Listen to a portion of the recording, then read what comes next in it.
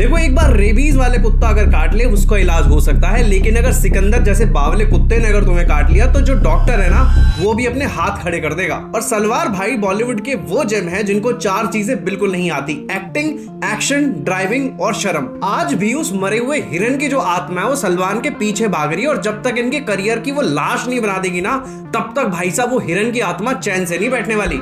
और मैं तो कहता हूं कि सिकंदर को देखने के बाद सरकार को एक अवार्ड आज ही बना देना चाहिए जिसका नाम होना चाहिए पादम विभीषण, क्योंकि जिस हिसाब से सलमान ने थिएटर में हगा है और पादा है, ईद के दिन भी जनता और कुत्ता इनकी मूवी को कोई देखने नहीं जा रहा, कुत्ते रो रहे थिएटर्स में। और मैं तो कहता हूं कि भाई लॉरेंस बिश्नोई भाई को एक बार जेल से आजाद कर दो कुछ टाइम के लिए, बेल पे ही सही, ताकि सलमान खान को पता तो चले जो शगुन के लिफाफे में जो लैट्रिन भरकर जो फैन के मुंह पर तुम मार रहे हो बदबूदार, इसका एक्चुअल में टेस्ट होता कैसा है वो तुम्हें भी तो पता चले। मेरे जीवन की भाई सबसे बड़ी गलती कि मैंने सलमान भाई पे ट्रस्ट कर लिया, मुझे लगा सिकंदर अच्छी मूवी होगी, इसी वजह से मैंने सुबह सुबह के एक टिकट बुक करा ली और देखने चला गया।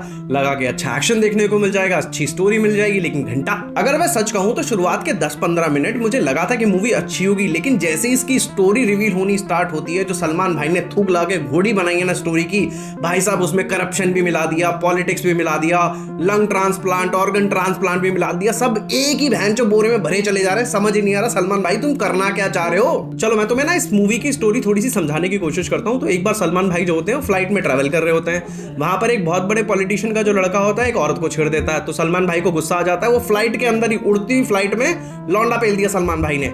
अब उसके बाद क्या होता है कि जो पॉलिटिशियन का जो बेटा अब ये लेना चाहता है सलमान भाई से बदला, तो जो सलमान भाई की जो बीवी होती है वो किसी एक्सीडेंट में किसी वजह से मर जाती है। अब क्या होता है, जो उसके ऑर्गन होते हैं ना वो 3 अलग अलग ऑर्गन होते हैं जो कि 3 अलग अलग लोगों को उसके दे दिए जाते हैं। एक को दे दी जाती है आंख, एक को दे दिया जाता है लंग, और तीसरे को दे दिया जाता है हार्ट, आई थिंक, हाँ हार्ट। अब जो ये पॉलिटिशियन है वो हद चूतिया आदमी पता है क्या कर रहा है कि सलमान को फोन कर रहा है कि भाई तेरी बीवी तो मर गई लेकिन उसके जो ऑर्गन है ना अभी भी जिंदा है, अब मैं तुझे पेलूंगा, इन जो 3 लोगों को तेरी बीवी ने ऑर्गन दिए तीनों को मारूंगा। मतलब ये चूतिया स्टोरी है। अब ठीक है भैंचो, जो तुम्हें स्टोरी लिखनी थी तुमने लिख ली, अब इसमें देखो तो सही जरा लॉजिकली किस तरीके से ऑर्गन्स को बेसिकली ट्रांसप्लांट किया जा रहा है। 32 साल की औरत है, इसमें जो लड़का है उसको दिया जाता है 8 साल के लड़के को रश्मिका मंदाना का लंग।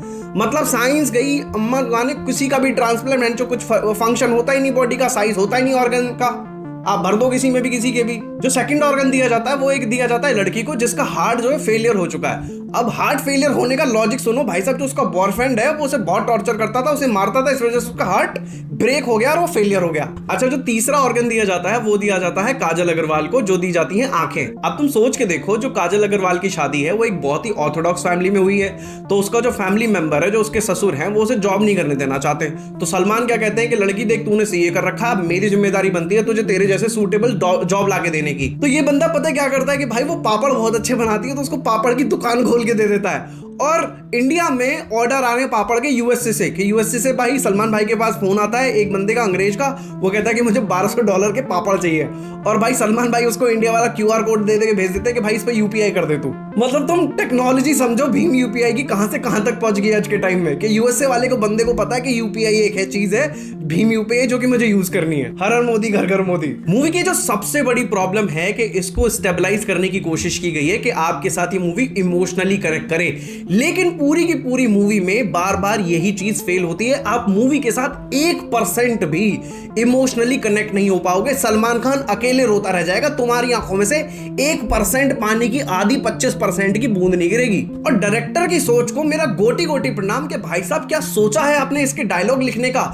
एकदम जो साउथ वाले टिपिकल डायलॉग्स होते हैं ना वो रेप्लिकेट कर दिए। तुझे पता है राजकोट का राजा है वो, गरीबों का मसीहा है वो, उसके होने से 100 घरों में चिराग जलते हैं। अरे बहन की छोड़ो यार, गाली देने का मन तो है नहीं। देखो, अगर तुम सलमान के ऑनेस्ट फैन हो और उसकी मूवी ये देखने जा रहे हो या फिर देखने का प्लान बना रहे हो, तो मैं एक चीज बताता हूं तुम्हें कि सलमान ने इस मूवी को बनाने में 0 एफर्ट्स डाले हैं, और ये चीज तुम्हें बार बार फील होगी स्क्रीन पे। ना ही बंदे ने एफर्ट्स डाले किसी इमोशनल सीन में अच्छे तरीके से इन्वॉल्व होने के, ना ही तुम्हें दिखेंगे वो एफर्ट्स उसके डांस में, ना ही एक्टिंग में, ना ही एक्शन में। Everything there in the movie is weak, और उससे ऊपर है ये आपकी घटिया सी story. Who is making this movie यार? Trust me, there is nothing in this movie that we should call it as a Sikandar, this is छछुंदर, nothing more than that. Movie बहुत ही वर्स्ट है, अपने पैसे बचाओ, मैंने टीजर में भी कहा था और अभी भी कह रहा हूं, दिस इज रबिश। मूवी को दूंगा मैं 0 स्टार आउट ऑफ 5 क्योंकि माइनस जैसी चीज कोई एग्जिस्ट नहीं करती, क्योंकि अगर होती तो मैं वो भी दे चुका होता। आज के लिए बस इसके बारे में इतनी ही बात मैं कर पाऊंगा, इससे ज्यादा बात करने लायक ये मूवी है भी नहीं। So thank you so much for watching this video, subscribe the movie box.